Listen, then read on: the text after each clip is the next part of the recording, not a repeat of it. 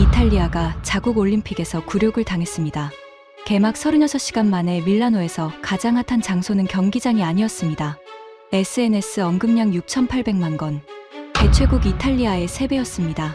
프랑스는 벤치마킹을 요청했고 IOC는 공식 가이드라인으로 삼겠다고 했습니다. 78억 원으로 올림픽을 뒤집어 놓은 나라, 대한민국이었습니다. 그 충격적인 전말을 지금 공개합니다. 시작하기 전 구독과 좋아요, 그리고 대한민국 화이팅 댓글로 한국을 응원해주세요. 저는 NHK에서 올림픽만 30년 취재해온 와타나베 케니치입니다.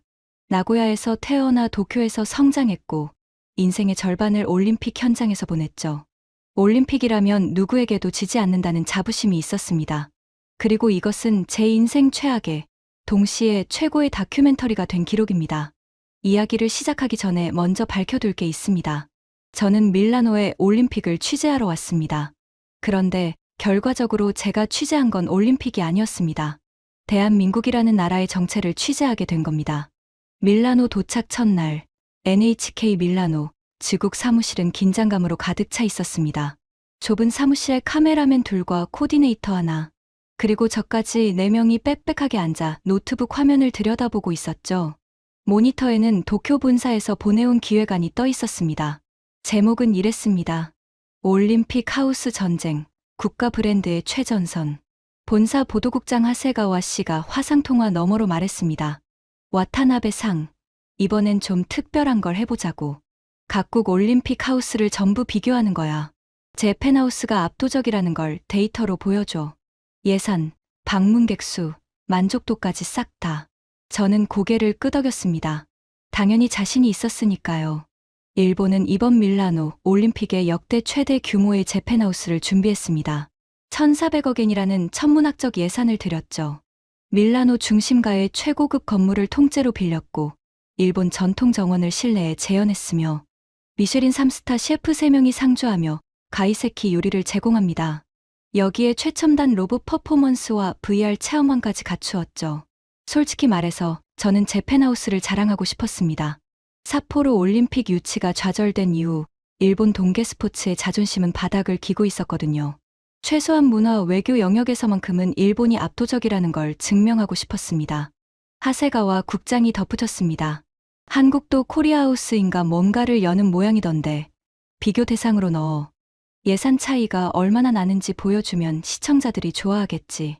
저는 피식 웃었습니다. 한국이요? 동계올림픽에서 한국이 무슨 존재감이 있겠습니까? 쇼트트랙 말고는 별다른 종목도 없는 나라가 올림픽 하우스를 연다고 해봐야 뭐가 나오겠어요? 김치 좀 나눠주겠죠? 기껏해야 K-팝 트는 정도 아니겠습니까? 카메라맨 나카무라가 옆에서 킥킥거리며 맞장구를 쳤습니다. 와타나베 상, 한국 하우스는 마지막에 가죠. 비교 대상으로 딱이잖아요. 1,400억엔짜리 재팬하우스랑 뭐, 한국은 얼마나 썼을까? 한 100억 원. 저는 태블릿 PC를 꺼내 검색해봤습니다. 코리아 하우스 예산 78억 원. 순간 눈을 의심했습니다. 78억 원이라고요? 우리 돈으로 환산하면 고작 8억 5천만 엔입니다. 제 펜하우스의 18분의 1도 안 되는 금액이었죠. 저는 코를 훌쩍이며 취재 순서를 정했습니다. 먼저 제 펜하우스로 가서 화려한 영상을 확보한 뒤 프랑스 하우스와 이탈리아 개최국 부스를 돌아보고 마지막에 코리아 하우스를 찍어서 비교 영상을 완성하는 거였습니다. 완벽한 계획이었습니다. 적어도 그때까지는 말이죠. 제 펜하우스로 향하는 택시 안에서 저는 콧노래를 흥얼거리고 있었습니다. 밀라노의 2월 하늘은 잿빛이었지만 제 기분은 맑았거든요. 오늘 찍을 영상은 일본의 압도적인 문화 외교력을 보여주는 작품이 될 거니까요. 택시가 멈추고 차에서 내린 순간 저는 먼저 건물의 외관에 감탄했습니다. 밀라노 시내 한복판에 자리 잡은 5층짜리 빌딩 전체가 제 펜하우스로 쓰이고 있었습니다. 건물 외벽에는 거대한 일장기와 함께 흰오마루 컬러의 LED, 조명이 은은하게 빛나고 있었죠. 입구에는 2개의 도리이 문이 서 있었고 그 사이로 하얀 자갈이 깔린 일본식 정원이 보였습니다. 돈을 많이 쓴 건 확실했습니다. 외관만 봐도 1,400억엔의 무게가 느껴졌으니까요. 하지만 건물 안으로 들어서는 순간 첫 번째 균열이 생겼습니다. 조용했습니다. 너무 조용했어요. 점심시간인데 1층 로비에는 직원 4명만 서 있었습니다. 미슐린 셰프가 상주한다는 2층 레스토랑으로 올라가 봤더니 80석짜리 공간에 앉아 있는 손님은 고작 7명이었습니다. 그것도 전부 일본인이었죠. 현지인은 단 한 명도 없었습니다. 3층 전통문화 체험반에는 다다미 위에 닭이 세트가 가지런히 놓여 있었는데 체험 예약자가 없어서 직원 혼자 멍하니 앉아 있었습니다. 4층 VR 체험반도 마찬가지였습니다. 최신 기술로 후지산 정상을 가상 체험할 수 있다는 VR. 고글 20대가 충전 거치대에 꽂힌 채 먼지만 쌓이고 있었습니다. 심장이 서늘해졌습니다. 저는 1층으로 내려가 안내 데스크에 앉아 있는 여직원에게 물었습니다. 최대한 자연스럽게 물으려 했지만 목소리가 미세하게 떨렸죠. 저기, 오늘 방문객이 몇 명 정도 됩니까? 여직원이 태블릿을 들여다보더니 입술을 꾹 깨물며 대답했습니다. 오전 기준 387명입니다. 387명. 80석짜리 레스토랑, VR 고글 20대, 닭이 체험, 로봇 퍼포먼스까지 갖춰놓고 방문객이 하루에 겨우 몇백 명이라니. 저는 속이 뒤틀렸지만 카메라가 돌아가고 있으니 표정을 관리했습니다. 좋은 영상을 확보해야 했기에 가장 화려한 1층 정원에서 인터뷰를 진행했습니다. 그런데 문제는 인터뷰할 외국인 방문객을 찾을 수가 없다는 것이었습니다. 30분을 기다려서 겨우 한 명을 잡았습니다. 이탈리아인 관광객이었는데 그는 솔직했습니다. 여긴 예쁘긴 한데 뭔가 좀 심심해요.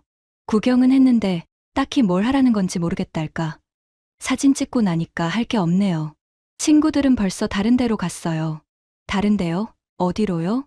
그가 스마트폰을 들어 보였습니다. 인스타그램 화면이었는데 피드가 온통 같은 장소의 사진으로 도배되어 있었습니다. 파란색 간판에 TAMKOREA라고 적힌 건물 앞에서 수백 명이 줄 서 있는 사진이었습니다. 거기요. 코리아 모시기. 지금 밀라노에서 제일 핫한 데가 거기래요. 틱톡에서 난리가 났다면서요? 저는 애써 무표정을 유지했지만 손끝이 차가워지는 걸 느꼈습니다. 코리아 하우스. 78억 원짜리 그 작은 행사장이 밀라노에서 제일 핫하다고요? 뭔가 잘못된 거겠죠. SNS에서 잠깐 바이럴된 거겠지. 그건 일시적인 현상이니까. 저는 스스로를 다독이며 다음 행선지로 향했습니다. 하지만 가슴 한구석에 박힌 가시 같은 불안감을 떨칠 수가 없었습니다. 제 펜하우스의 그 적막한 로비가 자꾸 머릿속에서 맴돌았거든요. 1,400억엔을 쏟아부었는데 왜 사람이 오지 않는 거야? 답을 알고 싶지 않았습니다. 아니, 정확히 말하면 답을 알면서도 인정하고 싶지 않았던 겁니다. 제 펜하우스를 나와 프랑스 하우스로 향했습니다. 프랑스는 직전 파리 올림픽의 경험을 살려 세련된 하우스를 준비했다는 소문이 있었거든요. 비교 영상에 넣으려면 프랑스도 찍어둬야 했습니다. 프랑스 하우스는 밀라노, 브레라 지구의 아트 갤러리를 개조한 공간이었습니다. 우아한 샹들리에 아래서 와인과 치즈를 즐기는 프렌치 스타일의 행사장이었죠. 방문객은 제 펜하우스보다는 많았습니다. 대략 눈대중으로 2,000명 정도 되어 보였어요. 그런데 분위기가 묘했습니다. 프랑스 하우스 운영 책임자인 금발의 여성 마리옹이 저를 알아보고 다가왔습니다. NHK 배지를 보고 카메라를 의식한 건지 대뜸 이런 말을 했습니다. 아, 일본에서 오셨어요? 혹시 코리아 하우스 쪽 취재 끝나고 오신 건가요? 아니요, 아직 안 갔는데요. 왜 그러시죠? 그녀가 고개를 갸웃거리며 말했습니다. 아, 그래요? 저는 이미 3번 갔다 왔거든요. 벤치마킹 차원에서요. 솔직히 말할게요. 우리 프랑스 하우스 하루 방문객이 2,500명이에요. 나쁘지 않은 숫자죠. 그런데 코리아 하우스는 하루에 12,000명이 방문한대요. 12,000명이요? 저는 자기도 모르게 목소리가 높아졌습니다. 방금 제 펜하우스에서 하루 800명도 안 된다는 소리를 듣고 온 직후였으니까요. 코리아 하우스가 제 펜하우스의 15배라는 소리잖습니까? 마리옹이 어깨를 으쓱하며 씁쓸하게 웃었습니다. 저도 처음엔 안 믿었어요. 그래서 직접 가본 거잖아요. 근데 3번 가서 3번 다 줄이 1.5km 이상이었어요. 우리 프랑스 하우스는 대기줄이 없거든요. 바로 입장이에요. 좋게 말하면 여유로운 거고 나쁘게 말하면 그만큼 사람이 안 온다는 거죠. 그녀는 잠시 말을 멈추더니 한숨을 내쉬었습니다. 솔직히 자존심이 상해요. 파리 올림픽 경험까지 살려서 준비했는데 한국한테 이렇게 차이가 날 줄은 몰랐거든요. 우리 본부에서 코리아 하우스 운영 매뉴얼을 입수할 수 없겠냐고 난리예요. 프랑스가 한국한테 벤치마킹을 요청한다고요? 패션과 미식의 나라 프랑스가 귀를 의심했습니다. 하지만 마리옹의 표정은 진지했습니다. 허세나 빈정거림이 아니라 진심으로 감탄하고 있는 눈빛이었어요. 이탈리아 개최국 부스도 들러봤습니다. 여긴 더 심각했습니다.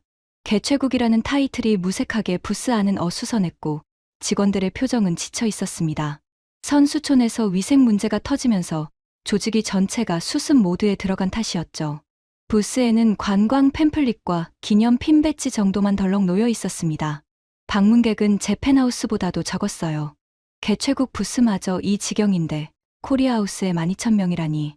저는 택시를 잡으며 운전기사에게 말했습니다. 코리아하우스로 가주세요. 빌라 네키 캄필리오라는 저택이에요. 기사가 백미러로 저를 흘깃 보더니 입꼬리를 올렸습니다. 아, 거기요? 요즘 손님 열에 6은 거기로 가라고 해요. 근데 아저씨, 각오하세요. 줄이 미쳤거든요. 아침에 한 손님은 새벽 5시부터 갔다더라. 택시가 밀라노 시내를 가로질러 달리는 동안 저는 창밖을 멍하니 바라봤습니다. 두오모 대성당의 첨탑이 잿빛 하늘을 찌르고 있었고 거리에는 올림픽 현수막이 바람에 펄럭이고 있었습니다. 하지만 제 머릿속은 숫자들로 가득 차 있었죠. 제 펜하우스 1,400억엔 하루 800명, 프랑스 하우스 하루 2,500명, 코리아 하우스 78억 원 하루 12,000명. 계산기를 두드리지 않아도 알 수 있는 처참한 숫자였습니다. 우리가 쓴 돈의 18분의 1로 우리보다 15배 많은 사람을 끌어모았다는 겁니다. 이건 효율의 차이가 아니라 차원이 다른 이야기였습니다. 하지만 저는 여전히 믿지 않았습니다. 아니, 믿고 싶지 않았다는 게 정확한 표현이겠죠. 숫자가 다가 아니잖습니까? 사람이 많이 온다고 좋은 게 아니잖아요. 제 펜하우스에는 미쉐린 셰프가 있고 전통 다도 체험이 있고 최첨단 VR이 있습니다. 질적인 면에서는 우리가 압도적일 거야. 그래, 코리아하우스가 뭐 대수겠어. K-팝 틀고 라면 끓여주는 정도겠지. 시끌벅적하게 사람만 모아놨을 뿐이야. 격이 다르다고. 우리와는 격이. 저는 속으로 되뇌며 스스로를 다독였습니다. 그런데 택시가 코리아하우스 근처에 다다르자 무언가 이상한 광경이 눈에 들어왔습니다.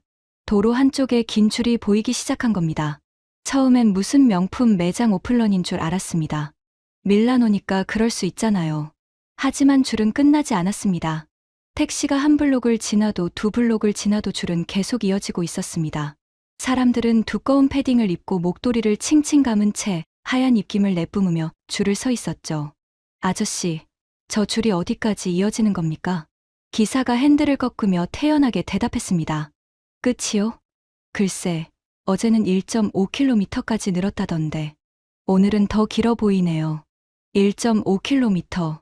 숫자로는 알고 있었지만 직접 눈으로 보니 차원이 달랐습니다. 그 줄에 서 있는 사람들의 면면이 더 충격이었습니다. 배낭 맨 관광객은 기본이고 올림픽 출입증을 목에 건 관계자들, 각국 트레이닝복을 입은 선수들, 심지어 정장을 빼입은 비즈니스맨들까지 뒤섞여 있었습니다. 그리고 줄의 끝에 모습을 드러낸 그 건물. 이탈리아 귀족의 저택이었던 빌라 네키 캄필리오의 정문에는 커다란 태극기가 펄럭이고 있었고 그 아래 TAM KOREA, KOREA HOUS라는 파란 간판이 선명하게 빛나고 있었습니다. 손이 떨렸습니다. 카메라를 꺼내야 하는데 손가락이 말을 듣지 않았습니다. 이건 아까 마리옹이 말한 것 이상이었습니다. 이건 단순히 방문객이 많은 수준이 아니었어요. 이건 현상이었습니다.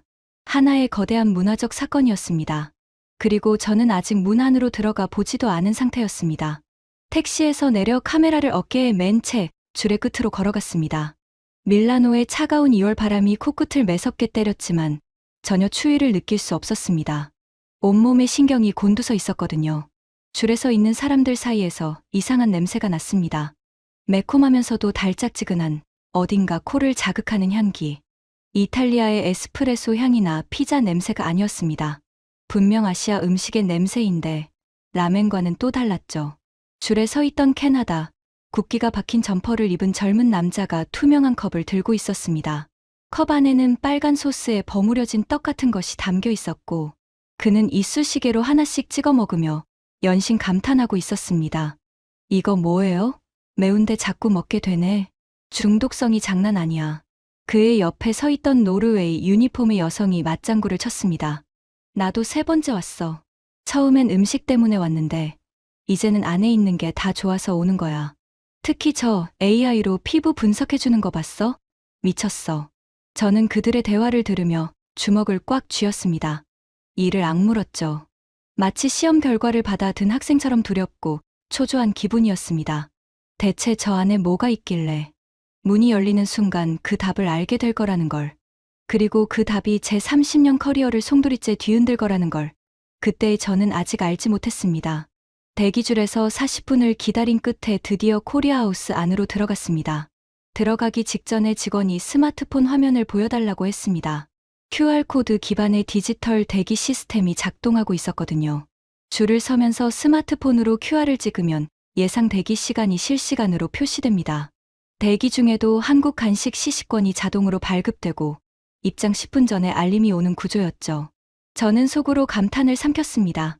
제 펜하우스에는 대기줄 자체가 없었으니까 이런 시스템이 필요 없었지만 그건 사람이 안 와서 필요 없었던 거잖습니까?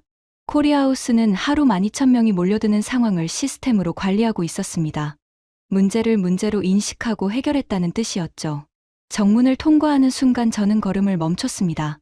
빌라 네키 캄필리오의 1층 로비가 완전히 다른 세계로 변해 있었습니다. 이탈리아 귀족 저택의 고풍스러운 천장과 대리석 기둥은 그대로인데 그 사이로 초대형 곡면 디스플레이가 천장에서 바닥까지 흘러내리듯 설치되어 있었습니다. 화면에는 한국의 사계절 풍경이 8K 해상도로 펼쳐지고 있었는데 봄에 벚꽃이 흩날리다가 겨울의 설경으로 바뀌는 전환이 너무 자연스러워서 마치 창문 밖 풍경이 바뀌는 것 같았습니다. 삼성이었습니다. 디스플레이 하단에 작은 글씨로 Powered by Samsung이라고 적혀 있었죠. 하지만 진짜 놀란 건 그게 아니었습니다. 로비 한쪽에 키오스크 12대가 나란히 서 있었는데 그 앞에 사람들이 모여 있었습니다.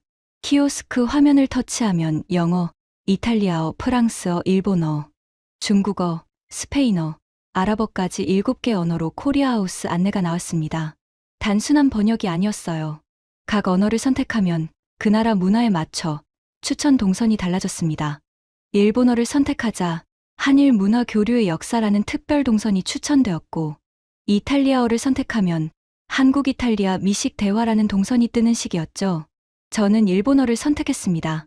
화면에 깔끔한 일본어 안내가 나타났는데 번역기를 돌린 어색한 문장이 아니라 완벽한 케이고가 쓰여 있었습니다. 여기에 한국인 직원이 아닌 일본인 자원봉사자가 배치되어 있었다는 사실에 한 번 더 놀랐습니다. 와타나베 상, 이거 보세요. 카메라맨 나카무라가 저를 불렀습니다. 그가 가리킨 건 로비 중앙에 놓인 투명한 아크릴 박스였습니다. 그 안에 작은 전자기기 같은 게 들어 있었는데 설명판을 읽는 순간 무릎에 힘이 빠졌습니다. 한국군 전투식량 발열 도시락 체험. 상자 안에는 물만 부으면 15분 만에 뜨거운 밥이 되는 자체 발열 도시락이 들어 있었습니다. 밀라노의 2월은 영하 5도까지 내려갑니다. 선수촌 식당의 위생 문제가 터진 상황에서 전기도 불도 필요 없이 뜨거운 한 끼를 해결할 수 있는 이 도시락의 가치는 말할 필요도 없었죠.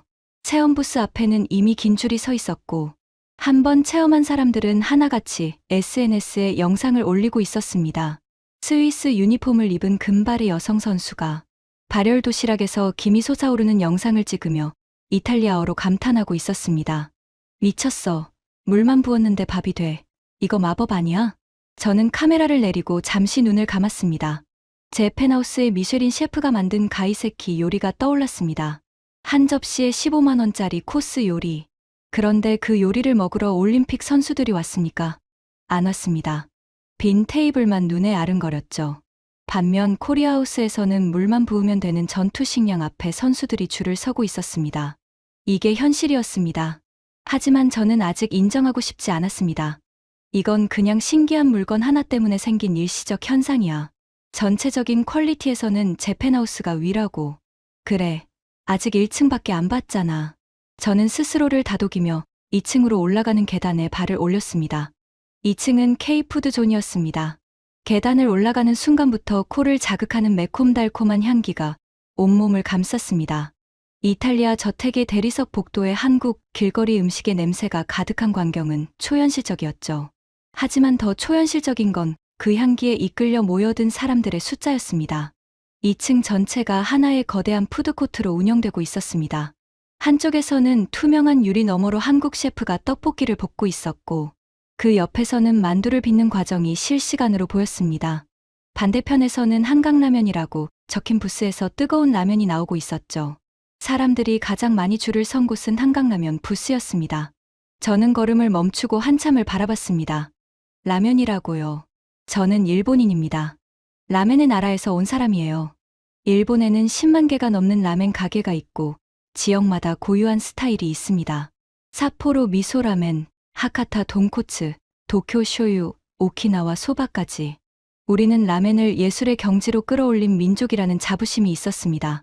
그런데 지금 밀라노의 한복판에서 한국산 인스턴트 라면 앞에 수십 명이 줄을 서고 있었습니다. 그것도 봉지라면이에요. 미쉐린 셰프가 정성 들여 육수를 우려낸 것도 아니고 뜨거운 물에 면을 넣고 3분이면 완성되는 인스턴트 라면 앞에 말입니다. 속이 뒤집어지는 기분이었습니다. 하지만 저널리스트로서의 본능이 저를 움직였습니다. 대체 무엇이 사람들을 이렇게 끌어들이는 건지 알아야 했습니다. 줄에 서서 한강라면 한 그릇을 받아 들었습니다. 투명한 플라스틱 용기에 빨간 국물에 라면이 담겨 있었고 위에 계란 반쪽과 파가 올려져 있었습니다. 스테인리스 젓가락과 작은 숟가락이 함께 나왔고 옆에는 김치 한 접시와 삼각김밥이 세트로 제공되었습니다. 첫 숟가락을 떴습니다. 손이 멈추었습니다. 매운맛이 혀를 감싸는데 그 뒤를 따라오는 감칠맛이 예상 밖이었습니다. 단순히 매운 게 아니었어요. 깊은 맛이라고 해야 할까요? 일본 라멘의 부드러운 감칠맛과는 결이 전혀 다른 직접적이고 중독적인 맛이었습니다. 면발도 달랐어요. 일본 라멘의 가느다란 면이 아니라 굵고 쫄깃한 면이 국물을 잔뜩 머금고 있었죠. 그런데 진짜 충격은 맛이 아니었습니다. 제 옆에 앉은 핀란드 크로스컨트리 선수가 라면을 후루룩 먹으면서 통화를 하고 있었는데 통화 내용이 귀에 꽂혔습니다. 엄마, 나 선수촌 밥 안 먹어. 여기 코리아하우스에서 매일 먹어. 걱정하지 마. 여기 음식이 선수촌보다 100배 나아. 팀 전체가 여기서 먹고 있어. 팀 전체가요? 저는 무심한 척 물어봤습니다. 핀란드 선수는 통화를 끊더니 환하게 웃었습니다. 네. 저희 핀란드 크로스컨트리 팀 14명 전원이 여기서 아침, 점심, 저녁 다 먹어요. 선수촌 식당에서 배탈난 선수가 3명이나 나왔거든요. 그 뒤로 코치가 아예 코리아하우스에서 식사하라고 지시했어요. 여기 음식은 단 한 번도 문제가 없었거든요. 노르웨이도 그래요? 캐나다도? 핀란드 선수가 고개를 끄덕이며 주변을 가리켰습니다. 저기 노르웨이 바이애슬론 팀이 앉아있고 저쪽은 캐나다 피겨 팀이에요. 아, 저기 파란 유니폼은 이탈리아 알파인 팀인데 개최국 선수가 자기네 나라 음식을 안 먹고 한국 음식을 먹으러 온 거예요. 좀 웃기죠? 저는 웃을 수 없었습니다. 떡볶이 부스로 이동했습니다. 투명한 유리 너머로 한국인 셰프가 커다란 철판 위에서 빨간 소스의 하얀 떡을 볶고 있었는데 그 장면 자체가 하나의 퍼포먼스였습니다. 소스가 보글보글 끓으면서 연기가 피어오르고 셰프의 손놀림은 리듬감이 있었죠. 유리창 너머로 구경하는 사람들이 휴대폰을 들어 영상을 찍고 있었습니다.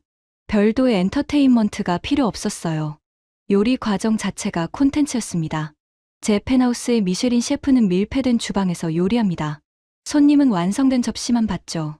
과정은 볼 수 없어요. 하지만 여기서는 과정 전체를 보여주고 그 과정이 사람들을 끌어들이고 있었습니다. 만두 부스에서 한 잔 받아 먹었습니다. 얇은 피 안에 고기와 야채가 촘촘히 들어 있었는데 한 입 빼어 무는 순간 뜨거운 육즙이 입안에서 터졌습니다. 옆에서 이탈리아인 중년 남자가 연신 감탄하고 있었습니다. 라비올리보다 낫다. 이건 신선한 충격이야. 이탈리아 사람인 내가 만두에 이렇게 감동받을 줄은 몰랐어. 가슴이 답답해졌습니다. 일본 교자와 이탈리아 라비올리를 제치고 한국 만두가 여기서 인정을 받고 있었습니다. 그것도 고급 레스토랑이 아니라 올림픽 행사장에 가니 부스에서요. 저는 라면 그릇을 비우고 숟가락을 내려놓았습니다. 국물 한 방울 남기지 않았다는 사실을 깨닫고 스스로 놀랐습니다. 일본 라멘의 자존심을 건드린 한국 라면을 국물까지 비워버린 겁니다. 인정하기 싫었지만 혀는 거짓말을 하지 못했습니다. 3층으로 올라가니 전혀 다른 세계가 펼쳐졌습니다. 한쪽에는 삼성의 최신 기술 전시관이 있었습니다. 곡면 올레드 디스플레이로 만든 터널을 지나가면 한국의 첨단 기술을 체험할 수 있는 공간이 나왔죠. 그런데 이 전시관에서 가장 긴 줄이 서 있는 곳은 디스플레이 앞이 아니었습니다. AI 뷰티 체험존이었습니다. 의자에 앉으면 고해상도 카메라가 얼굴을 스캔하고 AI가 피부 상태를 분석해서 맞춤형 한국 화장품을 추천해주는 시스템이었습니다. 분석 결과는 개인 QR코드로 저장되어 나중에 온라인으로도 확인할 수 있었고요. 여기에 한국 뷰티 브랜드들의 미니 사이즈 체험 키트가 무료로 제공되고 있었습니다. 줄에 서 있는 사람의 90%가 여성이었는데 국적은 가지각색이었습니다. 이탈리아, 프랑스, 독일, 미국, 브라질, 사우디아라비아 국기가 새겨진 옷과 가방이 뒤섞여 있었죠. 한 사우디 여성이 히잡을 정돈하며 열정적으로 친구에게 설명하고 있었습니다. 언니, K-뷰티가 여기서도 되는 거야. AI가 내 피부 타입에 맞는 제품을 딱딱 집어줘. 사우디에서는 이런 거 경험할 수 없잖아. 이거 영상 찍어서 보내야 해. 저는 AI 뷰티 부스 옆에 서서 멍하니 지켜봤습니다. 제 펜하우스에도 최첨단 기술이 있었습니다. 후지산 VR 체험이라는 대단한 것이요. 하지만 VR 고글 20대는 먼지만 쌓여가고 있었죠. 왜일까요? 답은 간단했습니다. VR로 후지산을 본다는 건 결국 구경에 불과합니다. 하지만 AI로 내 피부를 분석받고 화장품을 추천받는 건 나에게 직접 도움이 되는 경험이잖아요. 코리아하우스는 방문객에게 구경이 아니라 경험을 주고 있었고, 제 펜하우스는 전시에 머물러 있었던 겁니다. 이 차이를 깨닫는 순간 등골이 서늘해졌습니다. 3층 안쪽으로 더 들어가니 한국국립중앙박물관 팝업 스토어가 있었습니다. 이건 제 예상을 완전히 뒤엎었습니다. 한국 박물관이라면 고려청자 정도를 전시해 놓은 조용한 공간을 상상했거든요. 현실은 달랐습니다. 고려청자의 비색을 재현한 스마트폰 케이스, 조선 백자 문양이 새겨진 무선 이어폰 케이스, 금관의 디자인을 모티브로 한 반지와 목걸이, 경복궁 첨화 곡선을 담은 가죽 카드 지갑, 한국의 전통 미학을 현대적 상품으로 변환시킨 굿즈들이 세련된 진열대에 가지런히 놓여 있었습니다. 그리고 이 굿즈들이 개장 28분 만에 완판되었다는 사실, 직원에게 확인한 겁니다. 매일 아침 9시에 한정 수량을 풀면 28분 안에 전량 소진된다고 했습니다. 완판 이후에도 빈 진열대를 보기 위해 줄을 서는 사람이 있을 정도라고요. 제 펜하우스에도 기념품 코너가 있었습니다. 전통 부채, 마네키네코 도자기, 우키요의 프린트 엽서, 정가를 유지한 채 80% 이상이 재고로 남아 있었죠. 코리아하우스의 28분 완판과 제 펜하우스의 80% 재고. 이 숫자의 차이가 무엇을 의미하는지 저는 너무도 잘 알고 있었습니다. 전통을 그대로 가져다 놓느냐, 전통을 현대로 번역하느냐. 일본은 전통을 박물관에 모셔두는 방식을 택했고, 한국은 전통을 일상으로 끌어내리는 방식을 택한 겁니다. 결과는 명백했습니다. 저는 텅 빈 진열대를 카메라에 담았습니다. 완판의 증거였으니까요. 그런데 셔터를 누르는 손가락이 떨렸습니다. 이 영상을 도쿄에 보내면 어떤 반응이 올까? 우리가 쓴 돈의 18분의 1을 쓰고도 우리가 상상하지 못한 결과를 만들어내는 나라. 그 현실을 카메라에 담는다는 건 곧 일본의 패배를 기록한다는 뜻이었습니다. 하지만 저널리스트는 사실을 기록해야 합니다. 감정이 아니라 팩트를. 저는 이를 악물고 촬영을 계속했습니다. 4층은 K컬처 이벤트 공간이었습니다. 올라가 보니 작은 공연장이 마련되어 있었고 한국 뮤지션의 라이브 공연이 진행 중이었습니다. 하지만 공연보다 제 눈길을 끈 건 공연장 옆에 놓인 대형 스크린이었습니다. 실시간으로 코리아하우스의 SNS 언급량이 표시되고 있었거든요. 화면에 찍힌 숫자를 보는 순간 다리에 힘이 풀렸습니다. 개막 36시간 기준 글로벌 SNS 언급량 현황. 코리아하우스 6,800만 건. 이탈리아 올림픽 공식 2,400만 건. 제 펜하우스 290만 건. 한국이 개최국 이탈리아의 3배 가까운 언급량을 기록한 것도 충격이었지만 제 펜하우스와의 차이는 입이 다물어지지 않았습니다. 23배. 한국이 일본의 23배라고요? 18배 적은 예산을 써놓고 23배 더 많이 화제가 됐다. 저는 걸음을 멈추고 벽에 기댔습니다. 숨을 고르려 했지만 가슴이 쿵쿵거려서 쉽지 않았습니다. 카메라맨 나카무라도 카메라를 내리고 저를 바라보고 있었습니다. 그의 얼굴에도 당혹감이 그대로 드러나 있었죠. 와타나베 상, 이거 도쿄에 어떻게 보고합니까? 나카무라의 목소리가 떨렸습니다. 저는 대답 대신 고개를 저었습니다. 보고할 말이 떠오르지 않았으니까요. 하지만 이날의 진짜 충격은 아직 시작되지 않았습니다. 오후 5시쯤이었습니다. 저는 코리아하우스 1층 로비에서 지친 몸을 쉬며 취재 영상을 정리하고 있었습니다. 그때 정문 쪽에서 익숙한 유니폼이 눈에 들어왔습니다. 파란색 바탕에 하얀 줄무늬, 그리고 가슴에 박힌 빨간 동그라미. 일본 선수단 유니폼이었습니다. 처음에는 한 명인 줄 알았습니다. 눈을 비비고 다시 봤습니다. 한 명이 아니었습니다. 5명, 아니 7명. 일본 국가대표 트레이닝복을 입은 사람들이 코리아하우스 정문으로 들어오고 있었습니다. 그것도 정문이 아니라 직원 출입구인 옆문으로 조용히 들어오는 거였습니다. 심장이 쿵 내려앉았습니다. 저는 반사적으로 몸을 기둥 뒤에 숨겼습니다. NHK 배지가 달린 제가 이 장면을 목격했다는 걸 그들이 알면 안 되니까요. 카메라맨 나카무라도 본능적으로 카메라를 내렸습니다. 우리 둘 다 같은 생각이었죠. 이건 찍으면 안 된다. 하지만 봐야 한다. 기둥 뒤에서 숨죽이며 지켜봤습니다. 일본 선수단 일행은 코리아하우스 직원의 안내를 받아 2층으로 올라갔습니다. 2층 한쪽에 마련된 별도의 공간, 각국 선수단 전용 라운지라고 적힌 문 안으로 들어갔죠. 10분쯤 지나서 그 문이 열렸을 때 선수 한 명의 손에 들려있는 게 보였습니다. 발열 도시락 박스였습니다. 한국군 전투식량 발열 도시락이 담긴 종이 가방을 양손에 하나씩 들고 있었습니다.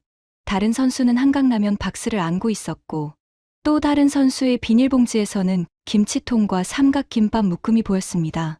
트레이닝복 등에 박힌 일장기 마크가 로비의 조명 아래서 선명하게 빛나고 있었습니다.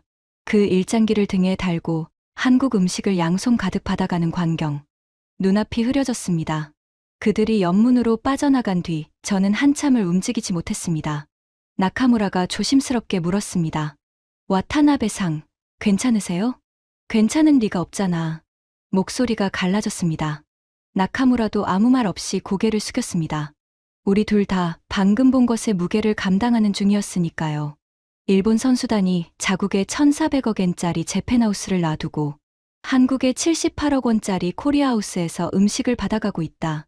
이건 단순히 음식의 문제가 아니었습니다. 자존심의 문제도 아니었어요.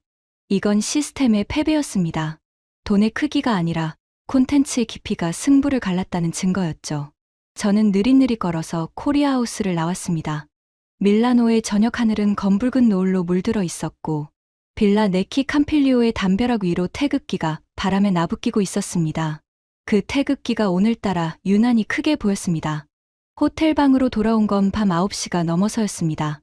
나카무라와 코디네이터는 먼저 방에 들어갔고 저는 로비 옆 작은 바에서 위스키를 한 잔 시켰습니다. 혼자만의 시간이 필요했거든요. 위스키가 목구멍을 타고 내려가는 동안 오늘 하루가 파노라마처럼 펼쳐졌습니다. 텅 빈 재팬하우스, 1.5km 대기줄의 코리아하우스, 28분 완판, 6,800만 SNS 언급, 그리고 일본 선수단의 뒷모습. 하지만 가장 아픈 건 따로 있었습니다. 오늘의 충격을 소화하려면 먼저 12년 전의 이야기를 해야 합니다. 삿포로 동계올림픽 유치 이야기입니다. 저는 12년 전 삿포로 올림픽 유치위원회 홍보팀에서 3년간 일했습니다. NHK에서 파견을 나간 거였죠. 삿포로는 50년도 더 전에 동계올림픽을 개최한 도시입니다. 그때 아버지가 조직위원회 말단 직원이었어요. 아버지는 평생 그 경험을 자랑스러워하셨고 삿포로가 다시 한번 올림픽을 여는 날이 올 것이라고 믿으셨습니다. 저도 같은 꿈을 꿨습니다. 삿포로 재유치를 통해 일본 동계 스포츠의 자존심을 되살리겠다는 꿈이요. 그래서 NHK에서의 안정적인 자리를 내려놓고 유치위, 홍보팀에 합류했습니다. 3년간 정말 미친 듯이 일했습니다. 세계 각국의 IOC 위원들을 만나고 홍보 영상을 찍고 프레젠테이션 자료를 수백 번 수정했죠. 총 예산만 3조 7천억 원에 달하는 초대형 프로젝트였습니다.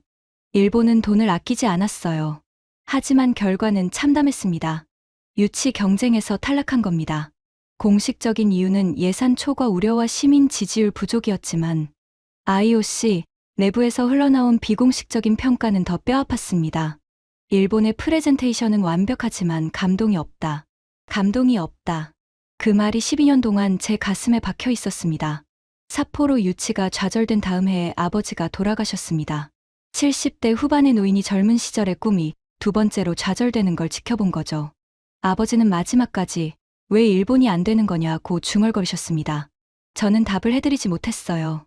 호텔 방으로 올라와 캐리어에서 작은 액자를 꺼냈습니다. 출장 갈 때마다 가져다니는 사진이에요. 반세기도 더 전, 삿포로 올림픽 개막식 날 아버지가 조직이 유니폼을 입고 경기장 앞에서 찍은 흑백 사진입니다. 29살의 아버지는 환하게 웃고 계셨죠. 일본이 동계올림픽의 표준을 만들 것이다. 그때 아버지가 하셨던 말씀이 귓가에 울렸습니다. 사진을 들고 침대에 앉아 한참을 바라봤습니다. 밀라노의 밤바람이 호텔 창문 틈으로 스며들었고 밖에서는 트램 소리가 규칙적으로 울렸습니다. 아버지, 저는 오늘 그 표준을 봤습니다. 하지만 그걸 만든 건 일본이 아니었어요. 눈시울이 뜨거워졌습니다. 감동이 없다. IOC가 삿포로에 내린 평가가 오늘 코리아하우스에서 완벽하게 이해되었습니다. 제 펜하우스에는 돈이 있었고 기술이 있었고 전통이 있었습니다. 하지만 감동이 없었어요. 사람의 마음을 움직이는 힘이 없었던 겁니다. 코리아하우스에는 그게 있었습니다. 발열 도시락의 온기, 떡볶이의 매콤한 열기, AI가 내 피부를 분석해주는 세심함, 28분 만에 완판되는 굿즈의 매력, 하나하나가 방문자에게 말을 걸고 있었어요. 당신을 위해 준비했습니다라고. 제 펜하우스는 일본을 보여드리겠습니다라고 말하고 있었던 반면에요. 차이가 거기에 있었습니다. 일본은 자기를 보여주려 했고 한국은 상대에게 다가가려 했습니다. 이 깨달음이 가슴을 꽉 틀어쥐었습니다. 12년 전 삿포로가 실패한 이유와 오늘 제 펜하우스가 텅 빈 이유가 정확히 같았거든요. 우리는 50년 넘게 같은 실수를 반복하고 있었습니다. 위스키 잔을 비우고 노트북을 열었습니다. 도쿄 본사에 보낼 중간 보고서를 써야 했는데 손가락이 키보드 위에서 멈춰버렸습니다. 뭐라고 써야 하죠? 제 펜하우스가 참패하고 있습니다라고 쓸 순 없잖아요. 하지만 저널리스트는 사실을 전해야 합니다. 감정을 배제하고 팩트만 나열해도 충분히 충격적인 보고서가 될 겁니다. 저는 떨리는 손으로 키보드를 두드리기 시작했습니다. 제목 밀라노 올림픽 하우스 현황 중간 보고. 첫 문장은 이렇게 시작했습니다. 본 PD의 30년 올림픽 취재 경력 중 오늘과 같은 경험은 처음입니다. 창밖으로 밀라노의 새벽이 밝아오고 있었습니다. 호텔 방 탁자 위에는 빈 위스키 잔과 아버지의 흑백 사진이 나란히 놓여 있었죠. 그리고 노트북 화면에는 아직 완성되지 않은 보고서가 커서를 깜박이고 있었습니다. 내일은 코리아하우스에 다시 가야 합니다. 오늘 본 건 아직 전부가 아니라는 직감이 있었거든요. 그리고 그 직감은 틀리지 않았습니다. 다음 날 제가 목격한 것은 오늘의 충격을 가볍게 뛰어넘는 것이었으니까요. 다음 날 아침 8시, 저는 다시 코리아하우스 앞에 서 있었습니다. 전날 밤잠을 거의 못 잤습니다. 새벽 3시까지 중간 보고서를 작성하다 눈이 붉어진 채로 아침을 맞았죠. 하지만 피곤함보다 강한 무언가가 저를 이곳으로 끌고 왔습니다. 저널리스트의 본능이라고 해야 할까요? 어제 하루 동안 겪은 것만으로는 설명이 안 되는 무언가가 남아있다는 느낌이 있었거든요. 아침 8시인데 이미 줄이 300m쯤 이어져 있었습니다. 새벽 4시부터 줄을 선 사람도 있다는 얘기는 과장이 아니었던 겁니다. 저는 줄에 서지 않고 프레스 패스를 이용해 직원 출입구로 들어갔습니다. 어제 취재 협조를 요청해 둔 터라 코리아하우스 운영팀의 이 부장이라는 분이 저를 맞아주었습니다. 40대 중반의 단정한 인상의 남성이었는데 영어와 일본어를 모두 유창하게 구사했습니다. 와타나베 상, 어서 오세요. 어제 보여드리지 못한 곳이 있어서 안내해 드리려고 합니다. 이 부장이 저를 데려간 곳은 코리아하우스 지하에 있는 운영 상황실이었습니다. 이탈리아 저택의 와인 저장고를 개조한 공간인데 안으로 들어서는 순간 입이 떡 벌어졌습니다. 벽면 전체에 6개의 대형 모니터가 설치되어 있었고 각각 실시간 데이터가 흐르고 있었습니다. 첫 번째 모니터에는 현재 대기 인원과 평균 대기 시간이 표시되고 있었고 두 번째에는 구역별 방문객 밀집도가 열지도로 나타나 있었습니다. 세 번째는 글로벌 SNS 실시간 언급량, 네 번째는 식품 위생 모니터링 데이터, 다섯 번째는 각국 선수단 방문 현황, 여섯 번째에는 기상 데이터와 연동된 내일 예상 방문객 수까지 표시되어 있었습니다. 이건 올림픽 하우스의 운영실이 아니라 군사 작전실에 가까웠습니다. 이 부장이 태블릿을 꺼내 저에게 보여줬습니다. 와타나베 상, 몇 가지 숫자를 보여드리겠습니다. 저희도 이번 밀라노에서 어떤 결과가 나올지 확신은 없었어요. 하지만 데이터가 모든 걸 말해주고 있습니다. 태블릿 화면에 비교표가 떴습니다. 저는 그 숫자들을 하나하나 읽어내려갔고 읽을수록 손이 떨렸습니다. 운영 예산, 제펜하우스 1,400억엔, 약 1조 3천억 원, 코리아하우스 78억 원, 차이 18배, 일일 평균 방문객, 제펜하우스 800명, 코리아하우스 12,000명, 차이 15배, 방문객 1인당 운영비, 제펜하우스 약 180만 원, 코리아하우스 약 6,500원, 차이 277배. 이 마지막 숫자에서 저는 숨을 멈추었습니다. 277배. 한 사람의 방문객을 유치하는데 일본은 180만 원을 쓰고 한국은 6,500원을 쓰고 있다는 겁니다. 이건 효율의 차이가 아닙니다. 이건 근본적으로 다른 전략을 쓰고 있다는 뜻이에요. 이 부장이 조용히 말했습니다. 와타나베 상, 저희는 처음부터 예산으로 승부하려고 하지 않았습니다. 예산이 없었으니까요. 그래서 콘텐츠로 승부했습니다. 사람들이 직접 경험하고 공유하고 싶은 콘텐츠를 만들면 돈을 들이지 않아도 사람은 옵니다. SNS 6,800만 건 중 저희가 광고비를 쓴 건 0원입니다. 전부 방문객들이 자발적으로 올린 겁니다. 광고비 0원에 6,800만 건이라고요? 네. 반면 제펜하우스의 공식 SNS 캠페인 예산이 47억엔이라고 들었습니다. 그런데 언급량은 290만 건이고요. 저는 계산기를 두드릴 필요도 없었습니다. 일본은 47억엔을 써서 290만 건을 만들었고 한국은 0원으로 6,800만 건을 만들었습니다. 숫자가 거짓말을 하지 않습니다. 우리는 돈으로 자존심을 세우려 했고 한국은 콘텐츠로 사람의 마음을 움직였습니다. 이 부장이 모니터 하나를 가리켰습니다. 각국 선수단 방문 현황이 뜬 화면이었는데 47개국 국기 옆에 방문 횟수가 표시되어 있었습니다. 그중 일장기 옆에도 숫자가 찍혀 있었습니다. 일본 선수단 방문 횟수 38회.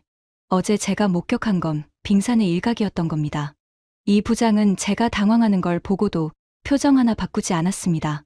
일부러 당혹감을 주려는 게 아니라 팩트를 보여주는 것뿐이라는 태도였죠. 그 담담함이 더 무거웠습니다. 상황실을 나와 1층 로비로 올라오니 마침 한 무리의 정장 차림 인사들이 들어오고 있었습니다. 가슴에 IOC 배지를 단 사람들이었습니다. IOC 위원 3명이 코리아하우스를 공식 방문한 거였죠. 이 부장이 그들을 맞으며 저에게 귓속말로 알려줬습니다. IOC 마케팅위원회 소속 위원들이에요. 비공식적으로 코리아하우스 운영 모델을 차기 올림픽 가이드라인에 참고하겠다는 의사를 전달하러 왔다고 합니다. 저는 그 자리에 못 박힌 듯 서 있었습니다. IOC가 코리아하우스를 가이드라인으로 삼겠다고요? 올림픽 하우스의 글로벌 스탠다드가 한국 방식이 된다는 뜻이지 않습니까? 삿포로가 그토록 원했던 것, 일본이 동계올림픽의 표준을 만든다는 것, 아버지가 평생 꿈꾸셨던 것, 그걸 한국이 해냈습니다. 3조 7천억 원짜리 올림픽 유치도 아니고 1,400억엔짜리 제펜하우스도 아니고 78억 원짜리 코리아하우스가 해낸 겁니다. IOC 위원들이 이 부장의 안내를 받아 안쪽으로 들어가는 뒷모습을 지켜보며 저는 두 눈을 질끈 감았습니다. 뜨거운 것이 볼을 타고 흘러내렸습니다. 밀라노를 떠나기 전날 밤이었습니다. 호텔 방 책상 위에는 5일간의 취재 자료가 쌓여 있었습니다. USB 3개 분량의 영상, 인터뷰 녹음 파일 23개, 메모장 2권 분량의 현장 기록. 저는 이것들을 하나하나 정리하며 다큐멘터리의 방향을 고민하고 있었습니다. 원래 기획은 올림픽 하우스 전쟁, 국가 브랜드의 최전선이었습니다. 제펜하우스의 압도적 우위를 데이터로 보여주는 것이 목표였죠. 하지만 현실은 정반대였습니다. 하세가와 국장에게 전화를 걸었습니다. 와타나베, 보고서는 봤어. 상당히 충격적인 내용인데 도쿄에서도 난리야. 다큐 제목을 바꿔야 하는 거 아니야? 저는 잠시 침묵하다가 입을 열었습니다. 국장님, 제목을 바꾸겠습니다. 아니, 다큐멘터리 전체의 방향을 바꾸겠습니다. 전화기 너머에서 하세가와 국장이 한숨을 내쉬었습니다. 그래, 어떻게? 저는 창밖을 바라봤습니다. 밀라노의 밤하늘에 별은 보이지 않았지만 멀리서 두오모의 조명이 은은하게 빛나고 있었습니다. 제목은 이렇게 하겠습니다. 78억 원의 기적, 우리가 배워야 할 것. 전화기 너머가 조용해졌습니다. 5초, 10초, 15초. 하세가와 국장이 낮은 목소리로 말했습니다. 일본 국영방송에서 한국한테 배우자는 다큐를 만든다고? 네. 사실을 외면하면 우리는 또 50년을 같은 자리에서 맴돌 겁니다. 삿포로가 왜 실패했는지, 제펜하우스가 왜 텅 비었는지 답은 이미 나와 있어요. 우리가 그 답을 외면할 건지 마주할 건지의 문제입니다. 긴 침묵이 흘렀습니다. 하세가와 국장이 기침을 한 번 하더니 말했습니다. 좋아. 내가 30년을 올림픽에 바친 PD라서 믿는 거야. 대신 팩트만으로 승부해라. 감정 빼고. 전화를 끊고 노트북을 열어 다큐멘터리의 새로운 구성안을 쓰기 시작했습니다. 첫 장면은 텅 빈 제펜하우스의 VR 고글 20대가 먼지를 뒤집어 쓴 화면으로 시작합니다. 마지막 장면은 코리아하우스 앞에서 새벽 4시부터 줄을 서는 47개국 사람들의 하얀 입김으로 끝납니다. 그 사이에 들어갈 숫자들. 1,400억엔 대 78억 원, 800명 대 12,000명, 277배의 효율 차이, 47억엔 광고비 대 0원, 290만 건 대 6,800만 건, 그리고 일본 선수단의 38번 방문. 감정을 빼라고 했지만 숫자 자체가 이미 충분히 감정적이었습니다. 구성안의 마지막 부분을 쓰면서 아버지의 사진을 다시 한번 꺼내봤습니다. 반세기 전 삿포로 올림픽의 젊은 아버지. 그 환한 웃음 뒤에는 일본이 세계의 표준을 만들 것이라는 확신이 있었죠. 아버지, 표준은 만들어졌습니다. 하지만 그 표준을 세운 건 우리가 아니라 한국이었어요.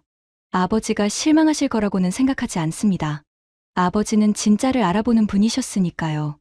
만약 아버지가 코리아하우스를 보셨다면 아마 이렇게 말씀하셨을 겁니다. 게니치, 배워라. 진짜 실력 앞에서는 고개를 숙이는 것이 진짜 자존심이다. 저는 사진을 캐리어에 다시 넣었습니다. 내일이면 도쿄로 돌아갑니다. 돌아가서 이 다큐멘터리를 완성해야 합니다. 일본이 불편해할 수도 있는 진실을 담은 다큐멘터리를. 하지만 불편한 진실이야말로 우리를 성장시킵니다. 삿포로의 실패를 외면했기 때문에 제펜하우스가 텅 빈 거잖아요. 이번에는 외면하지 않겠습니다. 밀라노의 마지막 밤이 깊어가고 있었습니다. 호텔 창 너머로 먼 곳에서 이탈리아어 노래가 희미하게 들려왔고 방 안에는 키보드를 두드리는 소리만 고요히 울리고 있었습니다. 저는 다큐멘터리 구성안의 마지막 문장을 이렇게 적었습니다. 올림픽의 진짜 승자는 금메달수로 결정되지 않는다. 사람의 마음을 얻은 나라가 진짜 승자다. 밀라노에서 그 승자는 대한민국이었다. NHK 올림픽 특집 수석 프로듀서 와타나베 케니치가 밀라노에서 배운 것은 한 가지였습니다. 돈의 크기가 아니라 마음의 깊이가 세상을 움직인다는 것. 78억 원이 1조 3천억 원을 이긴 밤. 그것은 대한민국이라는 나라가 세계에게 보여준 새로운 표준이었습니다. 그리고 저는 그 표준의 목격자이자 전달자가 되기로 결심한 일본인 PD입니다. 지금까지 NHK PD가 밀라노, 코리아하우스에서 경험한 충격적인 이야기였습니다. 78억 원으로 세계를 뒤집어 놓은 대한민국의 저력. 더 많은 분들이 알 수 있도록 이 이야기를 널리 공유해 주세요. 작은 관심이 대한민국의 큰 자부심이 됩니다. 구독과 좋아요도 부탁드립니다. 지금까지 터칭 스토리였습니다. 감사합니다.